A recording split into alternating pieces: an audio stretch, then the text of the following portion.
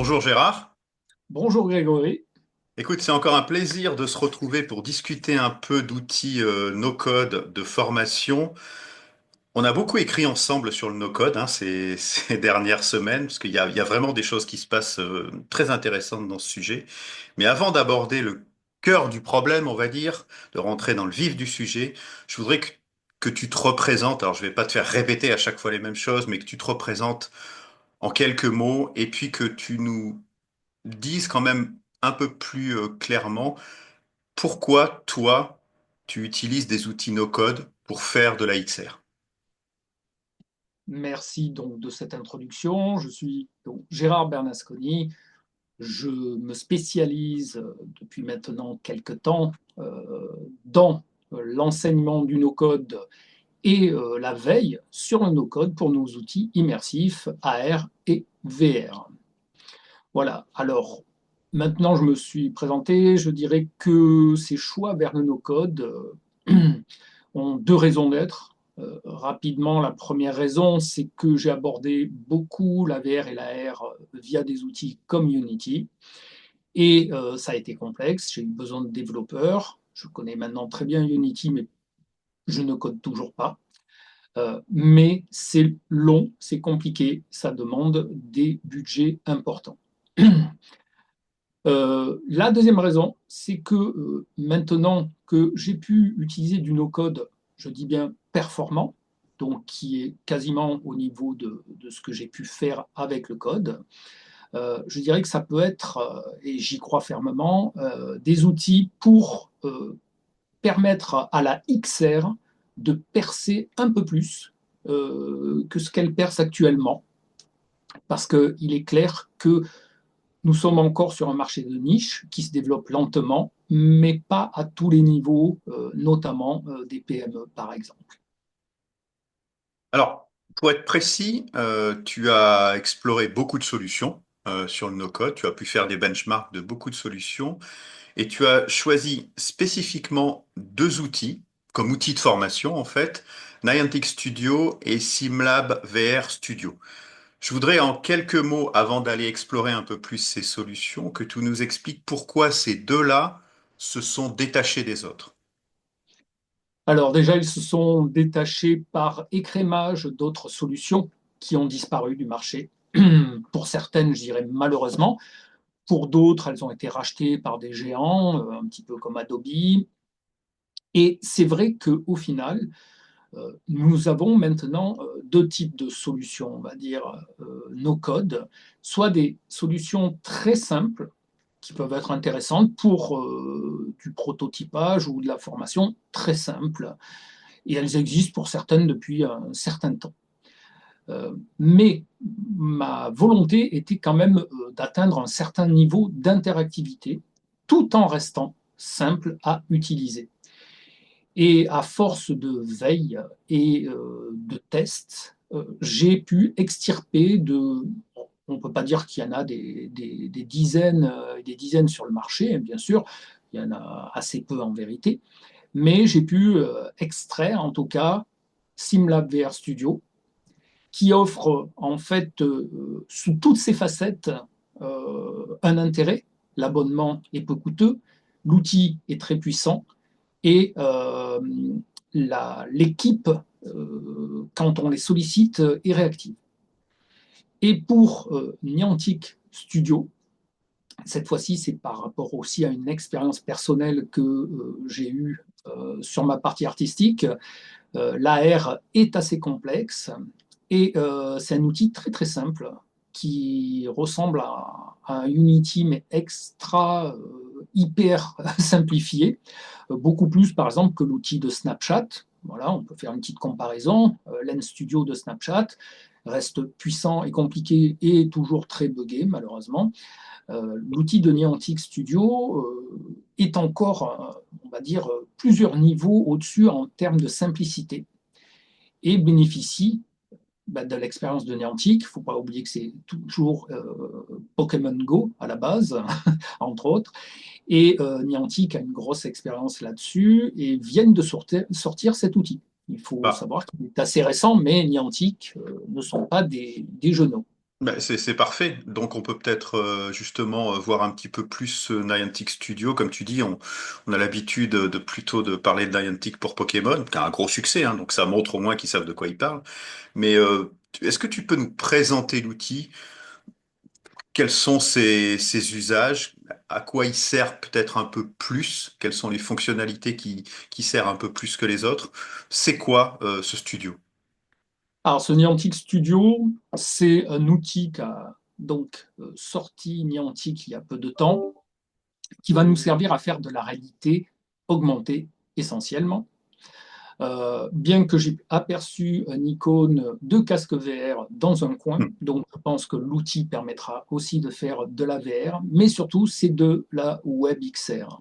Ouais, Donc déjà, on va créer avec un éditeur nos applications AR et donc peut-être bien VR. Et on va pouvoir envoyer un simple lien, un QR code, et tout ça va passer par le web. Donc c'est la première des choses qui est intéressante dans cet outil.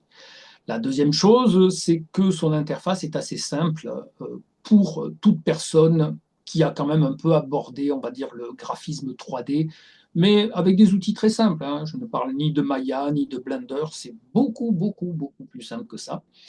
Et on a les classiques fenêtres à gauche, on a nos éléments 3D à droite, on a nos paramètres de déplacement. C'est un outil qui accepte, alors comme son concurrent Lens Studio, du code malgré tout, si on veut aller plus loin, donc c'est du JavaScript.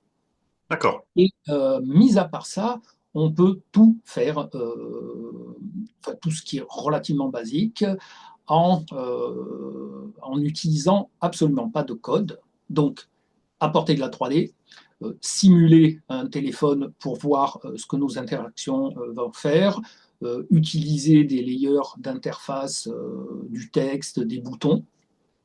Et surtout, Niantic a en fait deux technologies de géolocalisation.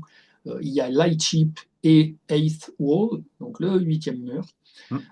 Et d'ailleurs, le logo Eighth Wall apparaît sur Niantic Studio, mais c'est la technologie Lightship qui permet très simplement, on clique sur un bouton Map et apparaît une sorte de Google Map dans laquelle on va taper une adresse et on va aller sur Paris, sur Lyon, sur New York, et on va avoir des scans faits donc par la communauté, et certainement Niantic en fait un petit peu.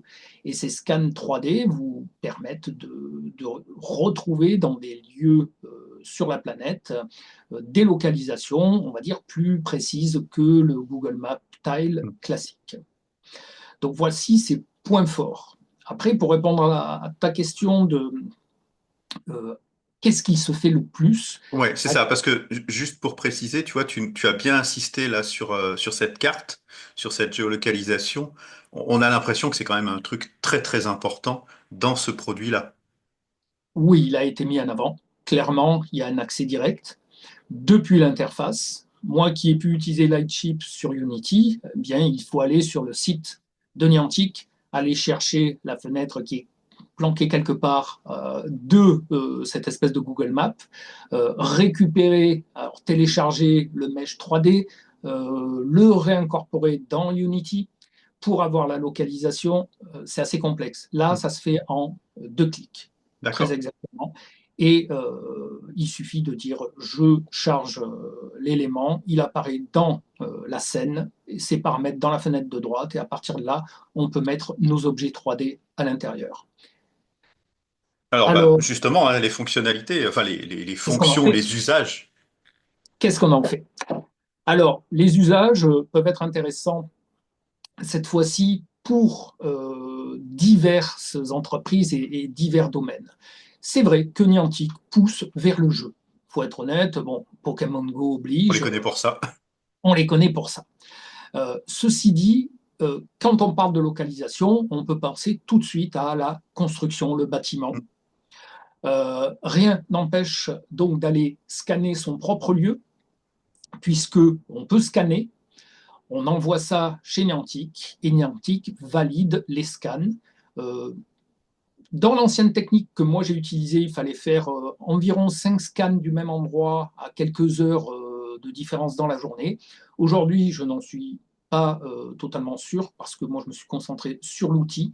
Mais effectivement, on peut amener ses propres scans. À partir de là, ben, on peut scanner un bâtiment en construction et lui superposer le bâtiment fini en 3D pour faire des contrôles qualité, par exemple. Donc pour le bâtiment, ça peut servir. Après, on peut scanner des intérieurs aussi. On voit ça dans leurs tutos, dans leurs exemples. On a des pièces intérieures. Donc elles sont géolocalisées, mais à nouveau, on va dire, c'est un système de photogrammétrie, on peut le dire, mais c'est une application qu'ils ont développée. Donc qu'on va récupérer sur son téléphone ou sur sa tablette et c'est un outil totalement gratuit en plus, et qu'on va utiliser pour scanner donc un lieu fermé, puisque effectivement j'ai parlé de bâtiment, on pense à un lieu extérieur, mais des lieux fermés, et donc pourquoi pas des lieux où il va y avoir de la machinerie, de la chaudière, ça peut être un peu tout. C'est vrai que pour des bâtiments sécurisés comme une centrale nucléaire, là, c'est des choses qu'il faut étudier, mais je ne connais pas les principes de sécurité dans ces systèmes-là, donc ça, c'est des éléments à étudier. Mais en tout cas, pour ce que j'ai dit au départ, c'est-à-dire les TPE, les PME, peut-être même certaines grosses entreprises qui ne sont pas mis, ça peut être utile en tout cas de faire ses premiers pas avec Niantic Studio et avec comme je l'ai dit tout à l'heure, des coûts assez bas. Ça va de gratuit à 99 $ par mois. Donc voilà, je ne sais pas si j'ai Bah, répondu à la question. c'est intéressant parce que comme tu dis, on peut imaginer en fait des fonctionnalités qui sont relativement simples, hein, les superpositions, et on imagine toujours que c'est compliqué en fait à faire. D'une part parce que le scan est compliqué à faire et ensuite la géolocalisation est compliquée à faire, alors que là tu nous dis avec l'outil Niantic, finalement on a un outil pour le scan, un outil pour la superposition et ça peut être aussi simple que ça. Absolument.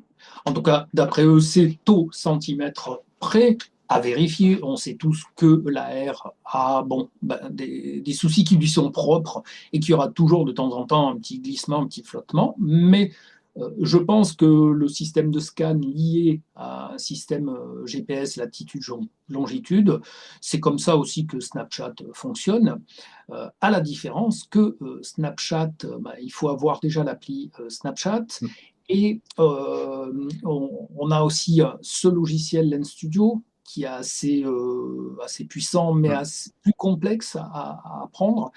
Et là, on a l'avantage de la simplicité chez Niantic. Et donc là où on a eu quelques... Voilà, j'ai donné ces deux exemples.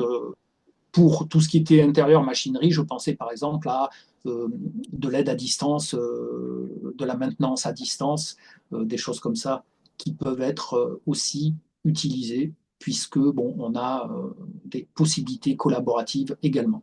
D'accord, donc on peut imaginer de l'onboarding aussi pour découvrir un lieu, on peut imaginer une sorte de formation pour apprendre, par exemple, à se déplacer ou à aller trouver une machine, etc. Des exemples, comme tu dis, qui sont pas du tout liés au monde du jeu, malgré ce qu'on peut penser du studio, mais qui sont relativement simples à faire avec cet outil-là, en fait. Oui. Et l'avantage, en tout cas, pour eux et pour nous, qui développent tout ce qui est jeu, fait qu'ils poussent l'interactivité. Et en formation, si on veut faire des formations AR, l'interactivité, toucher un élément, le transformer, mettre des petites conditions, toucher deux, et éventuellement ben, rajouter un peu de JavaScript s'il faut intégrer, voilà, utiliser des API, des choses comme ça peut être utile. Alors, toi, tu es utilisateur et formateur sur ces outils-là. Pour le Niantic Studio, par exemple, je vais te poser deux questions. En fait, c'est plutôt quels sont les prérequis pour commencer à utiliser Niantic Studio? Et deuxième question dans la foulée, en combien de temps, si je commence une formation avec toi, je vais être opérationnel pour créer ma propre application? Les prérequis vont être plutôt assez simples, mais il y a besoin d'avoir une petite connaissance quand même je dirais plutôt du web et légèrement de la 3D. Alors, comme il y a quand je parle de la 3D, je m'attache tout de suite à cette partie-là. Il ne s'agit pas de modéliser, il s'agit d'intégrer et de savoir ce qu'est un mesh optimisé, par exemple un maillage optimisé. Si on ne sait pas faire cette différence, c'est dans la formation et ça s'apprend très très vite. Moins il y a de facettes, plus c'est léger. Et on peut aussi compresser tout ce qui est image de texture, dont les JPEG ou PNG. Donc cette partie-là, voilà, il faut avoir une petite connaissance de ce qu'est une texture et de ce qu'est un maillage. À partir de là, effectivement, il faut plutôt avoir des petites connaissances en web, comprendre que ça va être publié, qu'il va y avoir un lien ou qu'il va y avoir un QR code, que ça va passer par un téléphone, c'est d'ailleurs pour ça qu'il faut que ce soit assez léger. Mm. Et je dirais qu'au final, c'est plus une question de logique, c'est-à-dire qu'il faut avoir un esprit logique pour construire son interactivité et son application plutôt que des connaissances techniques. Après, c'est des connaissances assez classiques qu'on a besoin de connaître dans tous les logiciels, Mm. c'est-à-dire dans quel menu je vais aller pour chercher tel objet, est-ce que je dois l'importer, est-ce que je dois le glisser dans ma scène, euh, après, ben, tourner autour d'un objet, le Voilà, ça on déplacer. l'apprend en fait. Voilà, c'est des choses qui s'apprennent, c'est de la 3D, mais extrêmement basique. C'est du déplacement dans un univers 3D, donc la profondeur, la hauteur, les déplacements latéraux. C'est vraiment des prérequis assez simples, assez. Oui, on ne peut pas dire qu'on a besoin d'avoir un très haut niveau, mais un niveau un peu global. Voilà. D'accord. Et plutôt un profil web, malgré tout, pour l'AR. Tous les cours que je donne en école en AR sont sur des filières web quasiment à 100%, à part une filière 3D, mais c'est tout. D'accord. Imaginons que je commence, je connais rien de Niantic Studio, on commence une formation ensemble. En combien de temps je suis opérationnel pour faire une première appli? Alors, si tu as les prérequis, je dirais qu'une première formation en 3 jours te permettra de pouvoir faire tes premières applis. Si tu as par contre une ambition très très forte sur ta première appli, euh, Alors, a pour commencer, priori, voilà. voilà, Je suis pas, je veux il te pas faudra un redessiner, accompagnement. voilà. Je veux pas redessiner l'ensemble de la pyramide du Louvre et de toutes les interactions intérieures et extérieures, mais ça veut dire que on commence. Je connais rien en Niantic Studio. J'ai quelques notions de web, de choses comme ça. En 3 jours, je peux déjà commencer à être Oui, autonome pour imaginer des petites applications qui vont me permettre, par exemple, de placer quelque chose à un endroit, de valider la diffusion, de voir si les gens l'utilisent, etc. Donc finalement, peu de temps. On est d'accord. assez peu de temps. Je privilégie les temps courts, d'autant plus que dans les 3 jours, ben, effectivement, tu mets en application un ou plusieurs projets selon tes capacités. Donc, des petits projets, mais qui permettent voilà, de voir la géolocalisation, les interactivités de base, et voilà, tout ce qui est AR basique. Parfait. Là, on a bien vu l'intérêt de Niantic Studio. Je te propose qu'on passe sur la deuxième solution, le SimLab VR Studio. Je vais avoir un peu les mêmes questions. C'est qu'est-ce qu'on fait? Qu'est-ce que c'est que cet outil? C'est pas très français, il fait beaucoup de queue, mais qu'est-ce que cet outil et quelles sont pour toi les utilisations optimales de cet outil? Dans quel domaine, enfin dans quel, qu'est-ce que je dois avoir en tête pour l'utiliser? Ok, alors, je pense qu'il est intéressant de dire que cet outil euh, est assez puissant. Il est construit sur une base qui est Unreal Engine. Donc, pour ceux qui ne connaissent pas Unreal Engine, c'est un moteur de jeu AAA, un des plus puissants, sinon le plus puissant. Et donc, quel rapport entre les deux? Ben, simplement, Unreal Engine a servi à créer SimLab VR Studio. D'accord. Donc, on obtient déjà la qualité, même si c'est un outil no-code, le niveau de qualité de Unreal Engine, les possibilités interactives de Unreal Engine, mais tout ça sous une interface extrêmement simplifiée. Alors, bien entendu, elle a ses menus assez classiques, hein, le menu File, l'édition, mais après, il y a quelques avantages que je vais citer rapidement. On peut traiter le maillage en interne, je dis bien traiter, c'est-à-dire optimiser par exemple, mais on peut casser le maillage, faire des explosions d'objets.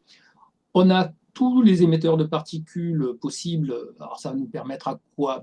De simuler de l'eau, du feu, des étincelles, de la vapeur, alors, notamment sur des pannes, c'est assez intéressant. On pense à des formations incendies, on pense à des fuites de vapeur, d'huile, d'eau. Euh, Nous avons le traitement des matériaux à l'intérieur aussi, donc couleur, texture. Je dis bien qu'on ne modélise pas, hein, je préfère le redire une deuxième fois. Et après, on a tout le système d'interaction. Alors, le système d'interaction est très simple, c'est une formule nodale pour ceux qui connaissent ce que c'est, c'est-à-dire ce sont des blocs virtuels dans lesquels on a des actions, appuyer sur un bouton, cliquer sur mon contrôleur, regarder dans une direction avec mon casque, et cette action va être transmise, alors c'est un événement, on appelle ça un événement ou un déclencheur, un trigger, va être transmis à une action. C'est-à-dire, si je regarde tel endroit, je lance une vidéo. Donc, l'action, c'est lancer la vidéo. Et tout ça, ce sont juste des icônes. Donc, des icônes qu'on relie avec des câbles virtuels. Et ça fonctionne. Et en quelques minutes, on peut faire des interactions simples et compliquées si on les pousse. Donc, comme ouvrir tes portes, appuyer sur des boutons, faire fonctionner des sliders, des aiguilles de manomètre. Donc, pour tout ce qui est industrie, alors cette fois-ci au sens large, les simulations, les formations et même les conceptions donc, de prototypes peuvent être assez performantes. Alors, Donc là, j'ai répondu à une partie de la ouais, question. c'est ça, parce que Je vous pose l'info. en fait, tu commences à répondre à la deuxième partie de ma question sur en quoi cet outil est utile pour certaines, alors, je dis pas fonctionnalités, mais par exemple, si tu veux faire une expérience, cet outil va être adapté si l'expérience porte sur quelque chose. Tu l'as dit, formation, mécanique. Les avantages que tu as cités pointent un peu vers quels usages? Alors, les usages, précisément, par exemple sur la formation, on a beaucoup d'options qui nous permettent d'aller vers, on va dire, des outils d'utilisation en toute sécurité Ouais. de machines, soit intransportables, soit par exemple en recrutement, on ne veut pas emmener d'un lieu sécurisé ou secret des éléments, quand je dis des éléments, des humains, hein, Ouais. en, en cours de recrutement, par exemple, où on ne veut pas les exposer à certains dangers parce qu'ils sont justement nouveaux et ils ne contrôleraient pas certaines manipulations. On peut aussi emmener des machines complexes sur des salons pour recruter, sur des salons qui vont correspondre à notre activité. Et faire plus que de la présentation, puisque tu insistes beaucoup sur l'action, sur la facilité de l'outil à mettre des actions. Donc ça veut dire que dans ma tête, moi je pense à amener ma maquette de pompe multi-usage sur un salon, mais c'est pas une maquette juste une maquette virtuelle que je vais poser sur la table. Je vais mettre des actions dedans et je vais dire aux gens, allez-y, allumez-la, vérifiez le machin. C'est ça en fait le plus. Oui, ça devient des maquettes fonctionnelles, en fait des outils virtuels complètement fonctionnels qui peuvent aussi servir à la vente. Il ne faut pas oublier que un seul produit développé par un responsable de formation, par exemple, peut servir au RH pour le recrutement, à lui pour former les gens déjà engagés et aux commerciaux pour aller présenter la nouvelle machine ou la nouvelle fonctionnalité sur la machine mise à jour à des clients et leur revendre par exemple de la formation. Donc c'est un outil qui déjà peut avoir, peut nous permettre de créer des espaces virtuels qui vont avoir une triple fonction, hein. Recrutement, formation, vente. Et ceci, ça peut être aussi, parce que là on parle beaucoup d'industrie, mais ça peut être aussi sur des Hmm. scénographies d'événements, construire tout un décor et le faire visiter par le client, par exemple, avec les jeux de lumière, avec les interactions s'il y en a sur des écrans, avec un public déambulatoire, ça peut être du muséal. Donc on peut aller très très loin et à chaque fois c'est euh, absolument fonctionnel. On peut avoir des conditions, parce qu'il faut maintenant que je rajoute la petite chose, un petit peu comme Niantic Studio dont on a parlé tout à l'heure, où on peut ajouter du JavaScript. On peut aller un petit peu dans le low code, c'est-à-dire donc le low code LOW, qui permet en fait de mettre des conditions, si j'appuie sur un bouton et un autre en même temps, la machine va fonctionner. Comme par exemple en imprimerie, quand on coupe avec le massicot, qui est un outil assez dangereux, hein, qui coupe des piles de papier très épaisses, on a deux boutons pour ne pas avoir les mains au milieu, et ça ne marche que si on appuie sur deux boutons. Donc là, par exemple, on peut dire si j'appuie sur ce bouton et donc il y a des and, des or, des not. Ça, c'est des notions un petit peu de code qu'on n'est pas obligé, en tout cas, de travailler sous forme de code, c'est-à-dire de taper des lignes de texte. Ça va être encore des petits blocs, mais on peut inclure donc un petit peu de low-code si on va aller très très loin. Et sans le low-code, en tout cas, tout ce qui est objet, attraper un objet, le déplacer, le mettre sur des systèmes de rotation, de translation, euh, de, d'animer des éléments, des expériences manuellement, tout ça se fait en quelques clics. Alors, j'ai exactement la même question que précédemment pour Niantic Studio. Je n'ai pas d'expérience sur ce logiciel. Je veux l'apprendre. Je suis par exemple, comme tu l'as dit, j'ai une formation un peu technique, donc j'ai pas peur des outils numériques, hein. Je sais ce qu'est un modèle 3D et j'aimerais bien l'utiliser dans ma PME pour que chaque fois qu'on fait une machine, je puisse rapidement prendre le modèle 3D de la machine, rajouter des interactions et que ça serve un peu à tout le monde, les salons, l'apprentissage, la formation, les clients. Est-ce que j'ai des prérequis stricts à avoir et en combien de temps je suis opérationnel si je travaille avec toi? Alors, en prérequis, cette fois-ci, on va demander un prérequis légèrement plus haut que le précédent. Donc, on aborde de la VR, on aborde les basiques de la 3D. Alors, cette fois-ci, c'est moins le profil web qui va compter par rapport à Niantic Studio que le profil 3D. Effectivement, il faut avoir un petit peu un profil 3D, savoir ce que c'est. Alors, toujours l'optimisation, mais cette fois-ci, contrairement à Niantic, on peut agir sur l'optimisation dans le logiciel. Dans Niantic Studio, il faut importer quelque chose qui est déjà optimisé. Enfin, on a une petite fonction, mais c'est juste deux choix dans un menu sur Niantic. Là, on va avoir des outils qui vont décimer.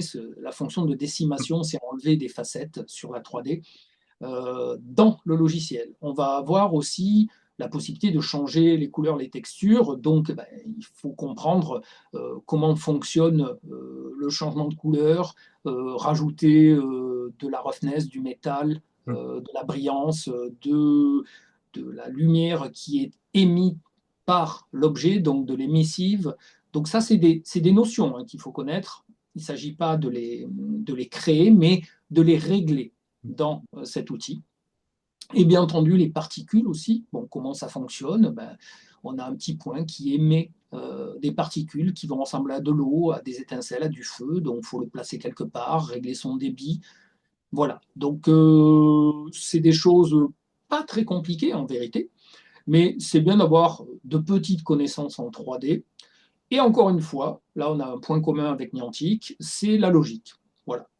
Là aussi, il faut être, c'est un niveau de logique légèrement plus élevé, mais comprendre qu'on a des déclencheurs d'un côté et des réponses à ces déclenchements, donc ces signaux qui envoient une réponse. Et effectivement, juste comme ça, de mémoire, on a 16 événements déclencheurs et on a plus de 30 réponses possibles.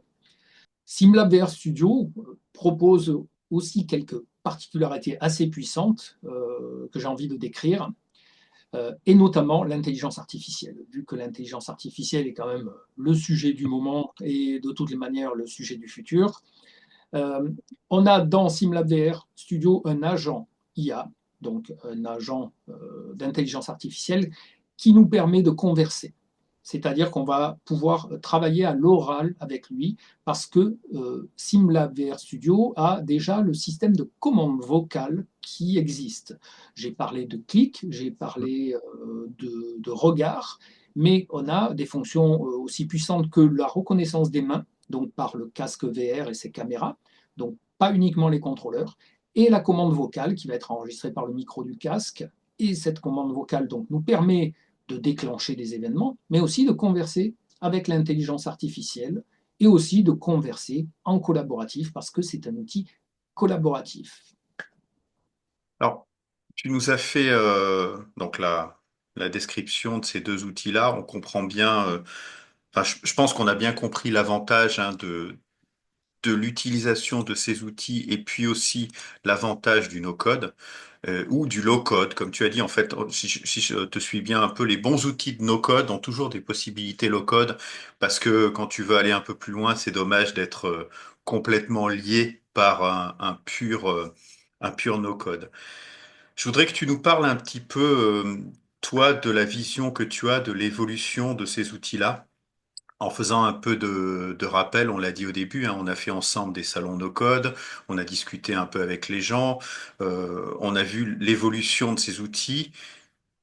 Qu'est-ce qui est important pour toi? Qu'est-ce qui peut se passer dans les prochaines années sur cet univers no code, low code pour la XR?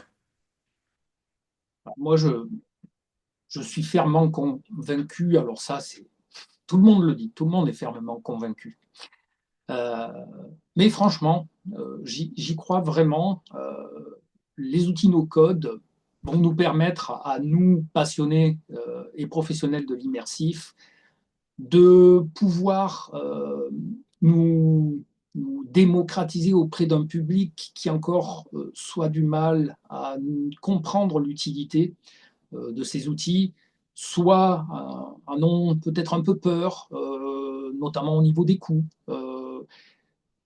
Je pense qu'en tout cas, les outils no-code, on l'a vu sur tout ce qui est traitement de l'administratif des données avec les Airtable, les Babel, tous ces outils-là qu'on a pu voir, notamment au No-Code Summit, où on n'a pas vu d'ailleurs du tout de VR et d'AR.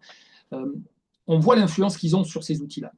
Alors, je pense que chez nous, les immersifs, on va avoir une influence que j'espère révolutionnaire sur le développement de la XR. Alors, Je je veux voudrais juste. aussi, Oui, juste, tu nous as dit un truc intéressant quand tu as parlé de ton benchmark des outils. C'est, ben, il y en a certains qui disparaissent et oui. certains qui sont rachetés. Et on l'a vu ça aussi dans l'univers no code. On a une toute petite peur, on va dire ça, c'est que bah, quand l'outil disparaît, ce qu'on a fait sur l'outil, on ne sait pas ce que ça va devenir. Au mieux, c'est récupérable d'une façon ou d'une autre. Au pire, ça disparaît avec l'outil. Toi, en tant que professionnel, qu'est-ce que tu peux, comment tu peux rassurer, on va dire, un utilisateur sur cet aspect-là? C'est un aspect hyper important que tu as tout à fait raison de pointer, puisque c'est celui qui m'a fait choisir ces deux outils-là. Alors, déjà, j'ai choisi des outils dont les sociétés existent depuis longtemps et ont une expérience. On a eu de très bons outils, notre Feu XR ou Brio VR, qui est un outil qui a maintenant quelques années, qui a été racheté par Adobe, qui l'a mis de côté et donc a mis un concurrent de côté, qui ressemble d'ailleurs, qui ressemblait, puisqu'il n'existe depuis plus de 4-5 ans, ressemble à Niantic Studio d'ailleurs. Alors, la pérennité, pour moi déjà, on a SimLab VR qui vient de la société SimLab Soft qui existe depuis 2007. Et puis Niantic. Alors, Niantic, je n'ai plus du tout en tête la date, mais avec une expérience comme Pokémon Go, Eightfall, deux technologies de géolocalisation, etc. Euh, je pense qu'on déjà on a affaire à des sociétés sérieuses. Après, il faut savoir que mon deuxième classement, mon deuxième marqueur, c'est que Niantic fait du web VR, donc a priori, enfin du web, pardon, XR. A priori, le système de géolocalisation, même si la société s'arrêtait, aurait peu de chances comment dire, de ne plus fonctionner. Ça reste quand même un système GPS Hmm. qui est connecté à un mesh 3D. Donc peut-être que oui, le mesh 3D pourrait ne plus fonctionner, mais je pense qu'aujourd'hui, ces fonctionnalités AR ont plus tendance à être éphémères dans leur création. On parlait de contrôle qualité. Ben, une fois qu'on a fait le contrôle Oui, qualité d'un immeuble en construction, c'est fini. Par contre, effectivement, pour une usine où des éléments restent non-stop pendant des années à être checkés pour voir pour de la maintenance, ce serait plus gênant. Quant à SimLab VR, je l'ai choisi donc. Bien entendu, je l'ai dit, depuis 2007, la société existe. Mais ici aussi, on a par exemple un viewer gratuit pour voir nos simulations, qu'elles soient en VR ou sur desktop d'ailleurs, il faut qu'on le dise. Hein. Je rajoute un petit truc, c'est que là aussi, j'ai sélectionné SimLab parce que ils sont ouverts à tous les casques VR, par exemple, mais pas c'est que. important. Ils sont ouverts aux tablettes, ils sont ouverts aux téléphones Android, aux téléphones iOS, donc tablettes, iPad et tablettes, tout ce qui est Android. Donc ils sont extrêmement ouverts. Et je pense que même demain, si SimLab mettait la clé sous la porte, il reste un viewer gratuit qui pourra lire en tout cas Mm. toutes les simulations sans.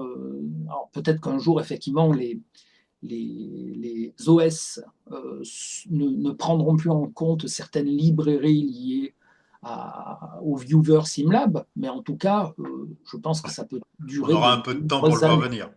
Il y aura un peu de temps, et puis bon voilà, quand on croit fermement que le no-code va démocratiser les outils XR, comme moi, c'est vrai qu'on a tendance à moins penser à cette possibilité, mais qui est toujours présente, puisque oui, on a pu subir sur certains outils qui étaient naissants et qui étaient intéressants, mais leur problématique était qu'ils étaient naissants. Entre autres, une disparition regrettée, mais trop rapide. Alors, pour conclure, on l'a dit, hein, tu formes sur ces outils-là. Si on veut en savoir plus, on fait comment? Tu formes comment? C'est quoi tes modalités? Alors, si on veut en savoir plus, déjà, l'idée c'est de se connecter à moi sur LinkedIn, c'est le plus simple. À partir de là, sur LinkedIn, j'écris quasiment un article par jour sur la XR et les entreprises, beaucoup sur l'industrie. Et je fais des webinaires entre 2 à 3 par mois où j'explique, cette fois-ci en montrant les interfaces et en faisant même des simulations VR live. Donc je mets le casque et je caste sur l'écran. Donc tous les participants au webinaire peuvent voir ce que je vois et les systèmes d'interaction. Donc je vais plus loin que cette interview dans les exemples. Mhm. Et à partir de là, que ce soit à la fin du webinaire ou hors webinaire, c'est-à-dire directement sur mon LinkedIn, il y a un petit bouton pour prendre rendez-vous avec moi et je fais un tête-à-tête avec l'entreprise et ses responsables, soit des ventes, soit des formations, soit les RH, soit les concepteurs, parce qu'on n'a pas beaucoup parlé de prototype, mais le prototype est Mm. aussi quelque chose de très intéressant à faire plutôt avec SimLab VR. Et c'est aussi simple que ça. Et après, c'est une question à laquelle je n'ai pas répondu, des formations, comme c'est un petit peu un niveau au-dessus de Niantic Studio, je fais quand même des formations que de 3 jours, mais il y a 3 niveaux. 3 niveaux en 3 jours. Mm. Donc pour tout savoir, c'est 9 jours, bien entendu, que je conseille toujours d'espacer de plusieurs mois. Mais en 3 jours, on a déjà la capacité à créer un univers interactif en réalité virtuelle ou, je le rappelle, sur desktop, donc accessible sur écran d'ordinateur, très interactif en 3D. Et après, on a un niveau moyen et un niveau expert où on aborde le low-code. Parfait. Eh ben, écoute, merci beaucoup Gérard pour toutes ces explications. Je pense on a vraiment, comme tu dis, un secteur technologique, en tout cas une façon de concevoir les choses qui est très prometteuse pour la XR, puisqu'elle baisse le coût, hein, de toute façon, enfin le coût, elle baisse le coût et la marche d'accès à ces outils-là. Donc on sera très heureux, je pense, comme on l'a dit dans plusieurs articles, d'aller voir le No Code Summit l'année prochaine aussi, hein, histoire de voir si la XR arrive enfin à vivre dans ce milieu-là. Et puis, bah, comme tu l'as dit, pour les gens intéressés, je vous invite à aller directement sur le profil de Gérard. On mettra les liens aussi hein, sous cette vidéo pour le contacter directement et puis expliquer votre besoin. Ce sera le meilleur moyen de commencer. Merci beaucoup. Merci à tous et merci à toi.